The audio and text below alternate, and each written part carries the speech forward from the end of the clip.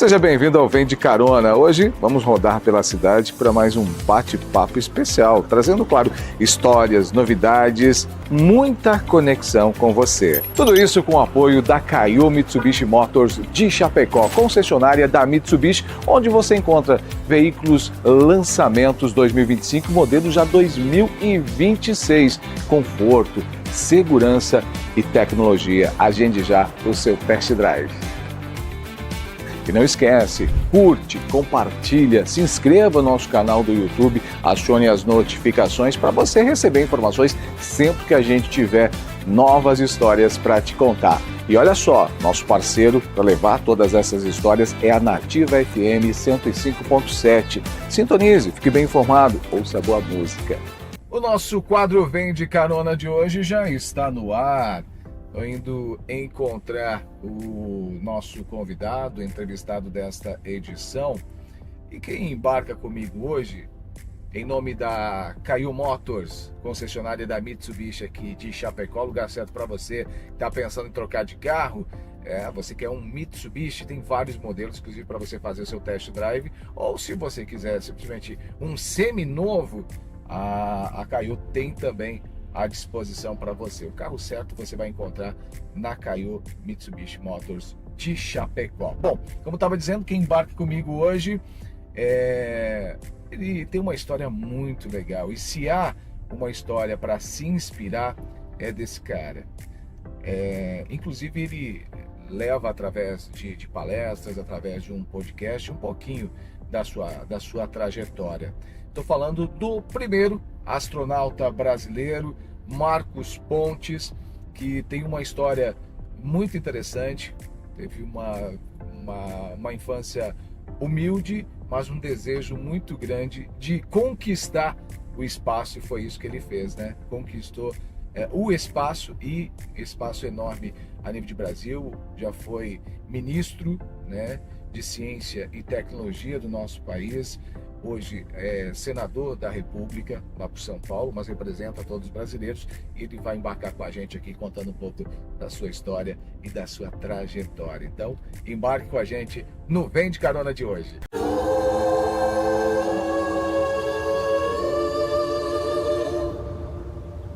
Luxurious.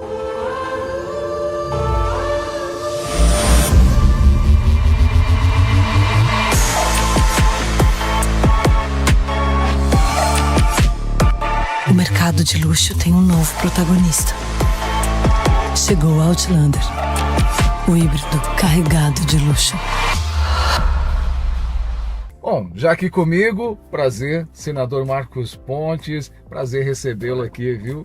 Prazer meu, parabéns pelo programa, é uma forma bastante interessante de fazer. Dirigindo, batendo papo e contando histórias. Bom, senador, a sua história é uma história bastante inspiradora, né? Porque o primeiro brasileiro a ir ao espaço, e essa com certeza gera muita curiosidade nas pessoas. Como é que começou essa trajetória? O senhor, obviamente, fez uma carreira militar, né? Também, embora a atividade de astronauta é uma atividade civil. Não necessariamente precisa ser militar. Hoje em dia eu diria que 50% é militar, 50% vem da vida civil. É uma atividade bastante extensa, né, com várias áreas. Então tem muita gente com backgrounds diferentes, né, com carreiras diferentes. Nós temos lá físicos, astrofísicos, químicos, biólogos, médicos, tem muito médico, engenheiro, né, no meu caso também. E uma parte vem das carreiras militares e outras das carreiras civis. Mas quando chega lá, todo mundo entra na atividade civil de astronauta. Eu comecei a minha vida, na verdade, como eletricista aprendiz da Rede Ferroviária Federal, quando eu tinha 14 anos, para poder ajudar em casa, né? Que eu nasci na periferia, meu pai era faxineiro do Instituto Brasileiro do Café, e a maneira como eu achei, né? Eu gostava de aviação, a maneira como eu achei para me aproximar, já que eu não tinha dinheiro para pagar as horas de voo, era exatamente entrar na Força Armada. Então, entrar na Força Aérea. Para isso, eu fiz o concurso da Academia da Força Aérea. Nessa época, eu lembro que eu falava que eu queria ser piloto na oficina. Eu trabalhava na oficina da Rede Ferroviária Federal como eletricista aprendiz, né? E aí o pessoal fala assim, isso é coisa para Você é filho de maluco. rico, rapaz, você nunca vai conseguir. Aquelas coisas que a gente sempre ouve quando você quer fazer alguma coisa diferente do normal. Mas aí eu estudei, eu lembro que minha mãe, na época, falou assim para mim, você pode fazer tudo o que você quiser na vida, desde que você estude, trabalhe, persista e sempre faça mais do que esperam de você. E ela estava certa. Eu fiz a prova da academia, passei, fui para a academia da Força Aérea, 4 anos lá, me formei como administrador público e como em ciências aeronáuticas, né? São 2 bacharelados lá, e piloto, né? Piloto da Força Aérea. Aspirante, então, fui para Natal, no Rio Grande do Norte, fiz aviação de caça, né? 1 ano para me formar como ala da aviação de caça. 10% da minha turma se tornou piloto de caça, dos 242, 28 ficaram como pilotos de caça. Depois fui para Santa Maria, já como piloto operacional, casei, meu filho Fábio nasceu, aí eu resolvi estudar mais. Aí eu fiz o vestibular do ITA, né? Instituto de Tecnologia Aeronáutica, de São José dos Campos. Fui lá, fiz engenharia aeronáutica, e aí eu somei a parte de pilotagem com a parte de engenharia e me tornei um piloto de testes de aviões. Então eu era o único piloto de testes na época que era piloto e engenheiro ao mesmo tempo. Para quem diria que você dizia que não ia alcançar ser piloto. Pois é, aí tá a prova cabal de que é possível, se você realmente querer alguma coisa, né? Se você quiser, você realmente consegue. Aí depois, como piloto de teste, eu voei no Brasil, voei fora do Brasil, nos Estados Unidos, na Rússia, etc. Voltei ao Brasil, fiz um primeiro mestrado em otimização de trajetórias orbitais, lá no ITA. Depois me mandaram de volta para os Estados Unidos para mestrado e doutorado em engenharia de sistemas. E quando eu estava lá no doutorado, foi quando o Brasil entrou no programa da Estação Espacial Internacional. A NASA tem concurso público a cada 2 anos. Eu me inscrevi no concurso da NASA, porque eu sabia que tinha uma vaga para um brasileiro. Nossa. E acabei sendo selecionado. Entrei na turma 17 de astronautas da NASA. A turma 1 é aquela dos eleitos dentro do livro. Sei. Eu sou da turma 17. Agora, isso chama bastante atenção porque é realmente para poucos, né? É para poucos. E o senhor tem levado, inclusive, essa mensagem, né? E acabou de falar aqui pelo menos 2 vezes do quanto a persistência pode te levar àquilo que você quer, né? E os critérios realmente são bem apertados para conseguir. São apertados, mas é possível. Isso que a gente tem que falar. Essa nossa juventude agora, né? E graças a Deus eu tive uma vida muito diversa, vamos dizer assim, Claro. Muita coisa, desde piloto, engenheiro, trabalhei em instituições aqui no Brasil, como Força Aérea, trabalhei fora do Brasil também, né, com a NASA, 20 anos na NASA, mais tempo na Organização das Nações Unidas, World Skills International, depois Ministério de Ciência e Tecnologia, hoje em dia Senado, também fui um empresário, né? Então uma série de aplicações. Mas isso aí, o que eu digo para essa juventude é o seguinte: você não pode ficar, primeiro, não pode se deixar levar pelas notícias ruins. Então o pessoal fica muito, hoje em dia tem muito acesso a muita informação. E infelizmente o ser humano ele é focado por causa do medo. A gente foca muito nas notícias ruins e fica achando que o mundo está terrível, que eu nunca vou conseguir fazer nada. Não, você consegue, depende de você. E as pessoas vivem querendo se comparar com outras pessoas também. Esse é outro ponto importante. Cada um tem o seu talento, todo mundo tem talento. E você tem que procurar aquele talento e desenvolver aquele talento no seu ritmo, da sua maneira de ser, né? E todos os jovens podem contribuir aí com o planeta, né? Vamos dizer assim, com o seu talento. Mas eles precisam acreditar que é possível. Então, isso, quando eu faço essas palestras, eu procuro trazer essa mensagem, assim, é possível, né? Você consegue fazer. Não dê ouvido para ideias ruins, não deixa ideia ruim criar raiz na sua cabeça, entendeu? Pense nas coisas que você quer fazer e pense só nas coisas que você quer realizar e não no lado errado, naquilo que pode dar errado. Você faça os seus planos de contingência, lógico, claro, é preciso, mas trabalhe, né, focado naquilo que você quer que aconteça. Então a gente precisa trazer essa garotada para utilizar os seus talentos, né, os seus recursos aí naturais, vamos chamar assim. É bem isso, né? Acho que a gente vê essa geração muito no comparativo, né? a rede social, a internet, ela está aí para contribuir, para ajudar, mas a gente não pode se perder. A gente vê que as gerações têm se perdido um pouco com todo o acesso a essa informação, né? O senhor falava aqui de notícia ruim. Eu, como jornalista, acompanho. Às vezes se faz uma reportagem tão legal, tão bonita, tão construída, se não consegue a mesma visibilidade de que uma matéria que, infelizmente, às vezes você precisa dar, que é de uma tragédia ou algo ruim. Infelizmente, o ser humano ele acaba atraindo isso, né? E que não é legal. Não é. Mas sabe que eu perguntei isso aí pro Dr. Flynn? Ele não está mais lá, já aposentou. Mas o Flynn ele trabalhou como psiquiatra lá na NASA, né, no Corpo dos Astronautas, né, durante bastante tempo. Ele era um cara muito bacana, eu gostava de conversar com ele. E uma vez eu perguntei isso para ele, falei assim, Flynn, por que notícia ruim corre mais rápido que notícia boa? Aí ele falou assim, deixa eu te explicar isso aí de uma maneira bem, bem simples. Ele falou, lembra que o ser humano, não há muito tempo atrás, considerando a história da Terra, né, não há muito tempo atrás, nós éramos tipo animais no prado, assim, na pradaria, né, pegando frutinha, etc. E sempre tinha que, imagina um bando de macaco, né, aqueles babuínos, né? Sempre tem um que fica de guarda, fica olhando, enquanto os outros estão comendo, estão ali, né?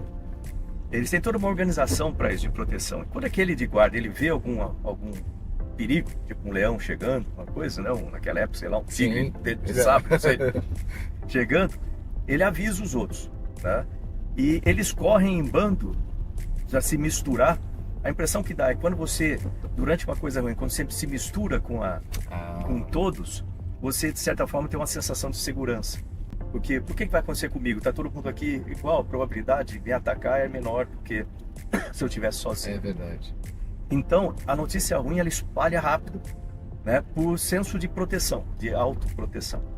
A notícia boa, por outro lado, quando um deles lá, imagina uma Lucy lá, sei lá, da vida, né? O primeiro, tá lá, ela acha uma árvorezinha com frutos. Primeiro ela come, depois ela chama os outros para dizer que tem ali. Uma notícia boa, ela demora mais tempo, porque sempre aquele indivíduo vai tentar ver como que eu posso me aproveitar dessa notícia boa antes e depois eu compartilho. Então eu falei, pô, mas não é que faz assim, parece meio grosseiro, parece meio assim, ruim, né? Mas faz todo sentido. Eu falei, pô, mas acho que a gente tem que compartilhar logo, né? Mas se for pensar, no fundo lá, o nosso cérebro, se você até o desenvolvimento do nosso cérebro, ele segue uma sequência interessante, né? Começa com o cérebro básico, vamos chamar assim, mais primitivo, e depois vai se criando as outras estruturas, vai desenvolvendo as outras estruturas até chegar no córtex, vamos dizer, que nos diferencia em termos de raciocínio, de simulação de futuro dos outros animais. Então, você vê como é que a gente ainda tem essa parte muito emocional lá. Ainda bem marcante. Bom, e essa experiência de ir para o espaço? Porque eu lembro que era muito jovem ainda na época em que se anunciava que o primeiro brasileiro a ir para o espaço. Lembro muito bem dos telejornais mostrando. E como é que foi para o senhor essa experiência? Olha, era tudo muito novo, né? Eu já era piloto, já tinha voado nos Estados Unidos, conhecia vários candidatos a astronauta, né? Foi assim que eu tive a ideia de me inscrever também, principalmente na Marinha Americana. Inclusive, 2 deles são amigos meus até hoje. Olha. E eles entraram uma turma antes, na turma de 96, que eram 2 irmãos gêmeos, o Mark Kelly e o Scott Kelly. Eles eram ambos pilotos da Marinha Americana, uma carreira semelhante, irmãos gêmeos, idênticos. Hoje em dia já não são idênticos, porque o Scott ficou no espaço, tipo, quase um ano, e o Mark ficou no solo. Eles foram fazendo experimentos nos dois, da saúde, para ver as modificações. Olha só. E o espaço modifica a nível de DNA. Não sei explicar isso, entrar no site da NASA, lá tem as explicações disso, né? Mas os dois voaram comigo na época de piloto de teste, né? O piloto de teste da Marinha Americana e eu do Brasil. A gente se conheceu antes. Então eu via como é que era o processo. Eu fui aprendendo e preparando a minha carreira para poder participar de uma seleção, caso houvesse, porque tinha lá um item de ser americano, que eu não tinha, né? Então só quando o Brasil entrou na estação que abriram uma vaga para um brasileiro, foi aí que eu consegui, mas eu me preparei antes. O senhor falou de tempo, de mudança, né, no espaço. O senhor chegou a ficar quanto tempo mesmo no espaço? Eu fiquei 20 anos na NASA e 10 dias no espaço. 10 dias. 10 dias no espaço. Você vê que a relação é baixa, né? Você fala 10 dias para 20 anos, mas de certa forma é comum lá. Mas qual a sensação de tempo estando no espaço? Tem noção de tempo ou se perde? Você perde um pouco essa noção, porque você está em órbita da Terra, circulando a Terra uma vez a cada uma hora e meia, 90 minutos. E como você está circulando a Terra, você vai passar 45 minutos do lado do dia e 45 minutos do lado da noite. E essa mudança rápida entre dia e noite contrasta com o nosso desenvolvimento aqui na superfície do planeta, como seres ligados aqui ao planeta, que a gente está acostumado com esses ciclos de 12 horas. 12 horas de dia, 12 horas de noite, em média, né? E com isso, quando você está no espaço com essas variações de luz muito rápidas, e de certa forma isso está conectado com a luz, o nosso ciclo circadiano, como chamam, ele acaba sendo afetado. Você sente muita canseira no espaço por causa disso. Então, e além de outros efeitos como 0G, né, a radiação você não vai sentir, mas zero assim isso, mas 10 dias no espaço, como se ficasse um ano trabalhando com radiação direto. Nossa. Então, e alterações no sistema cardiovascular, no sistema hormonal, imunológico, então todas essas coisas acabam afetando muito o corpo. Então o espaço ele é bastante desgastante fisiologicamente falando. Ou seja, uma pessoa que fica no espaço muito tempo, ela vai envelhecer mais, aparentemente. Envelhece mais rápido. Você nota isso aí, você vai uma tripulação que fica lá 4 meses, 6 meses, é um tempo grande de missão. Quando volta, os primeiros meses você não nota a diferença. Demora uns 3 meses para 6 meses, você vai notar que a pessoa envelhece. Aparecem sinais de envelhecimento, o cabelo vai ficar mais branco, você vai notar nitidamente que a pessoa deu uma envelhecida. Às vezes o pessoal fala, o espaço que está a uma velocidade muito grande, né, 28 mil km por hora, você vai ter algum efeito relativístico. Tem, mas é minúsculo, questão de, sei lá, milionésimo de segundo só. Porque embora seja uma velocidade alta do ponto de vista de referência aqui da Terra, a gente tem, com relação à luz é muito baixa ainda, né? Então, pensar em a gente anda, deixa eu pensar lá, 8 km por segundo, né? Se eu fazer umas contas aqui de cabeça, então quem está vendo aí, desculpa se eu fizer a conta errada. 8 km por segundo, é 28 mil km por hora. 8 km por segundo. A luz, ela 3 vezes 10 a oitava metros por segundo, né? Então, se tirar, dá 300 mil quilômetros por segundo. Então você vê que 8 km por segundo é nada comparado com 300 mil, né? Caramba, e como o que se vê lá de cima de fato? Porque a gente vê as imagens de satélite, a gente vê as imagens, e isso toda vez que a gente viaja de avião mesmo, que a gente consegue enxergar o solo de alguma forma, cria você tenta imaginar. Quando a gente chega aqui em Chapecó, a gente começa a tentar localizar as coisas pelo ar. Como é isso lá de cima, olhando o espaço lá de cima? Qual é a visão que você tem? Olha, dá mais vontade de olhar para a Terra. O problema é o tempo. Né? Você tem uma rotina ali dentro que dá mais ou menos 6 a 7 horas para dormir, e o restante do dia você está em atividade. Então, ou você está cuidando de você, higiene, café da manhã, almoço, jantar. Que não é tão prático quanto aqui. Não é prático, mas é uma hora que você tem que juntar todo mundo para conversar de assuntos diferentes, inclusive, para manter a mente saudável. Depois cada um vai para sua estação, né, de trabalho, ou que vai fazer, que está previsto para você fazer naquele dia. Às vezes a gente trabalha em 2, a gente trabalha sozinho, às vezes em mais, depende do que você vai fazer. E eu sou de manutenção, vamos dizer assim, na parte técnica, né? Então, às vezes você está montando, desmontando coisas, reconfigurando, configurando sistemas. Então, você está o dia todo em movimento. E você não tem muito tempo de olhar para fora. Aí, durante essas 6 horas, é o momento que você tem para olhar. Então, eu não falava, quer saber, eu não vou nem dormir. Mas eu dormi umas 2 horas por dia. Aí, eu ficava lá no meu saco de dormir, eu coloquei assim, de uma maneira que eu tinha a janela. Eu ficava olhando uma janelinha aqui, que eu via a terra de um lado, e o restante, vamos dizer assim, acostado da estação do outro lado. Então é muito bonito. Você pensa nessas variações de dia para noite, noite para dia, com 28 mil km por hora de velocidade. Nossa. De repente você entra na noite, né? E aí você vê a terra de cima, você vê tempestades de cima. Nossa. Parece uma teia de aranha, assim, quando você vê os raios, né? Você vê meteoros entrando, você vê as luzes da cidade, dá para você saber se é luz antiga, tipo de sódio, se é LED, a concentração maior de pessoas ou menor concentração, oceanos. À noite, de manhã, quando vem, você vai entrar no lado do dia, é uma coisa maravilhosa, a gente chama de terminador isso aí, né? Tem tipo um arco-íris assim que vem formando, né? Com cores diferentes, por causa do espectro da luz, né? Na alta atmosfera. Aí você vê o sol surge, você não pode ficar olhando para ele, vai danificar a sua visão, por causa de ultravioleta. Mas aí você olha a Terra, você vê mares tipo o Caribe, com mares verde, esmeralda, assim, maravilhoso, desertos, laranja, florestas, verde e branca, porque tem muita nuvem, né, cobrindo sempre. É uma coisa impressionante, tem lugares que parece outro planeta, né, no topo das montanhas, assim, aí nos Andes, por exemplo. É um ângulo totalmente... É maravilhoso. Esse é o problema, que você quer olhar cada órbita que você faz, você está com 51 graus de ângulo de órbita, cada órbita que você faz, 1h30, a Terra girou 1h30, então você vai passar na outra órbita em outros lugares. Em outros locais. Por isso que quando você vê o Centro de Controle de Missão, lá em Houston, aquele painel enorme, com o mapa mundi, e você vê um tipo de um senoide, né? Uma função seno, né? Assim, que é justamente esse circular, a gente está circulando a Terra, cada órbita que você passa, a Terra, então você vai ter um shift, uma alteração em fase, né? Daqui. Depois que você vê um seno, assim, de repente altera a fase, porque agora está passando em 1h30 defasado. Deu para entender? Que experiência! Bom, e aí, depois disso, o senhor voltou, né? Voltou, e hoje, né, já pulando rapidamente, né? Hoje é senador, né, da República por São Paulo. Mas eu penso assim, eu sou por São Paulo, mas a gente trabalha pelo Brasil. Claro. Inclusive, o senhor tem o povo brasileiro tem um carinho muito grande pelo senhor, pela história, né? Pela história que construiu, pelo que levou o nome do Brasil. O senhor mesmo diz, né? Levou a bandeira do Brasil para o espaço, ou seja, para o universo inteiro ver.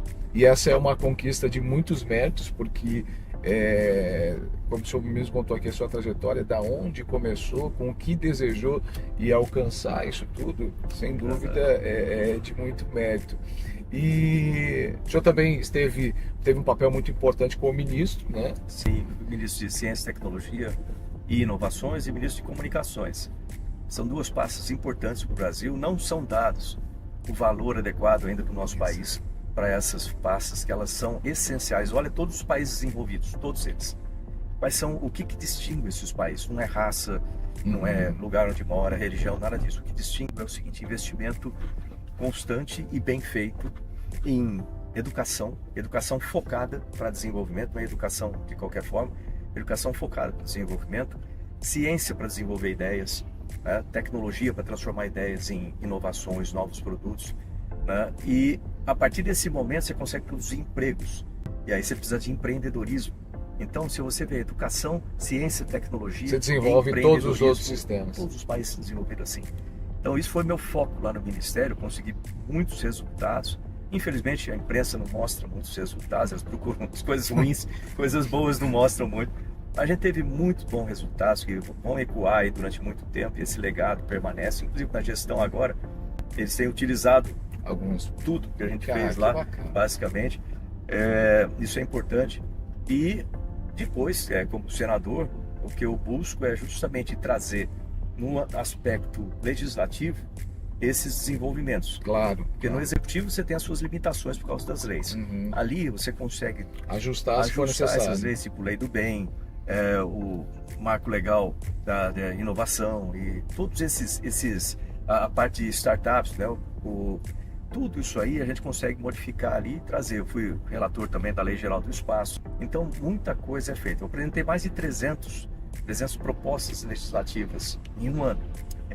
Você vê que trabalhou bastante. Uma produção muito grande. Eu tenho uma equipe boa também e tinha muita coisa represada. E eu tenho aprovado muita coisa. O pessoal fala assim, é difícil aprovar coisas no legislativo.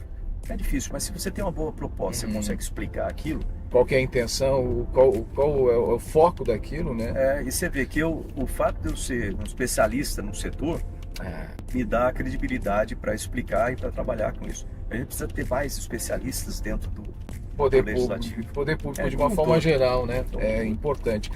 Sandro, muito obrigado pelo bate-papo, muito importante, muita informação. A gente aqui conta histórias para inspirar e nada melhor do que a sua história para inspirar. Inclusive, eu sei que o senhor tem um podcast lá sim, que é importante. De falar, o pessoal fala, você nunca fala dele.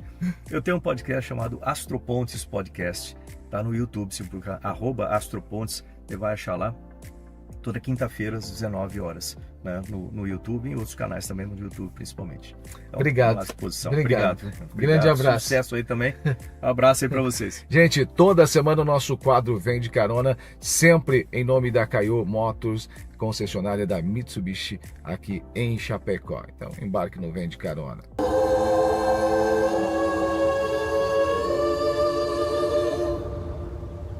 Luxurious.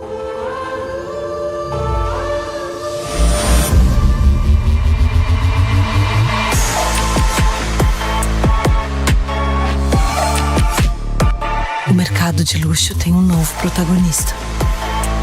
Chegou o Outlander, o híbrido carregado de luxo.